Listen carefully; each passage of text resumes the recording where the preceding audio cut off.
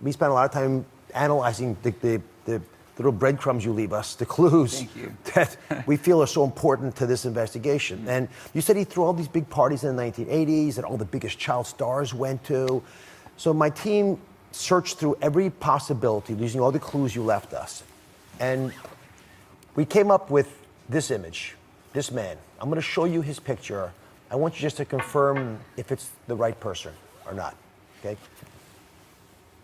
Is that him? Mm-hmm. That's him, the man who abused you. Did you give his name to the LAPD? Yes. Can I share his name with America?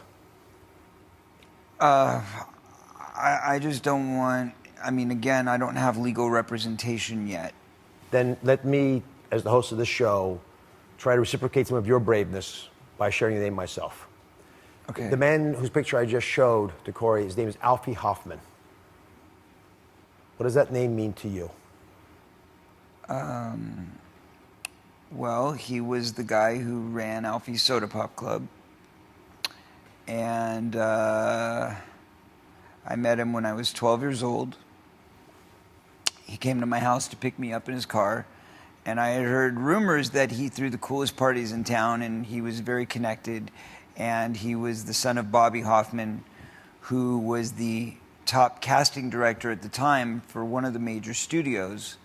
That studio ran many of the hit shows that were on TV at the time, from Happy Days to Laverne and Shirley to Mork and Mindy. I mean, all the top shows, and many of the shows that I guest appeared on as a kid, because I went from one show to the next to the next. So when you got an invite to go to Bobby Hoffman's private party, this was a very big thing. And the fact that his son was coming to pick me up himself was also a very big thing. And my mom ushered me into the car and said, "Go have fun."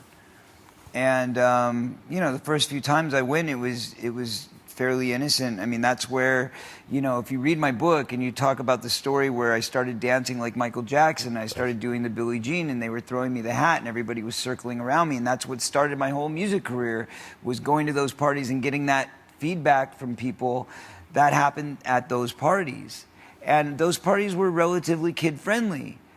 But interestingly, that's where I met, you know, the guy that ended up molesting Haim. That's where, I mean, there was a bunch of these guys. They were all hanging out together at these parties. And the thing is, there weren't a lot of parents at the party. Mm-hmm. There was a lot of kids everywhere.